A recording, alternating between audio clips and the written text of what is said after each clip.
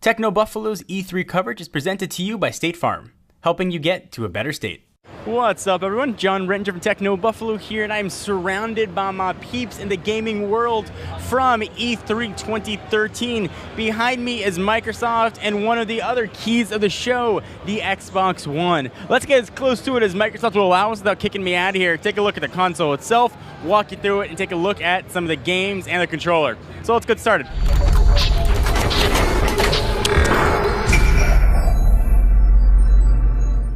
So here is the console itself, looking like an old school cable box. Moving right along, we've got the controller and the Kinect, looking like a squatter version of the Kinect we've got right now.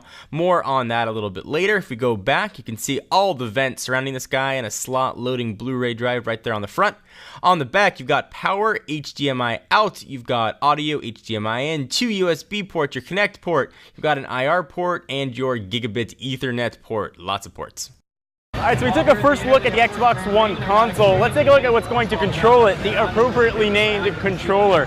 So a lot of things are different here. The first thing you'll notice when you pick it up is the material feels very different. It almost has a third-party controller feel to it. The battery pack has been totally removed. There are batteries inside, but they now sit flush. You've got a new font and new buttons for your classic AX, Y, and B. You can really feel the rumble on both sides. The trigger buttons now have a little bit of a stickier action to them. And you've got the Xbox, the share buttons, and the new Xbox button right down there. It's going to launch Xbox Live. And of course the connection and charging option there as well. I've been a really big fan of how the Xbox controllers feel. And this one sort of continues that feel. Feels really solid in the hands. The trigger buttons are really well placed. The AX, Y, and B buttons feel really good as you're using it. Analog sticks, the four-way navigation, everything feels really, really solid. I will say, and as a compliment, I guess, to Sony, now the Sony controller feels as good as the Xbox controller. So if that was a determining factor for you which one to get, as far as I'm concerned now, both controllers are at parity, but this one feels absolutely awesome. It's got a very natural feel in the hand, and it doesn't weigh very much either.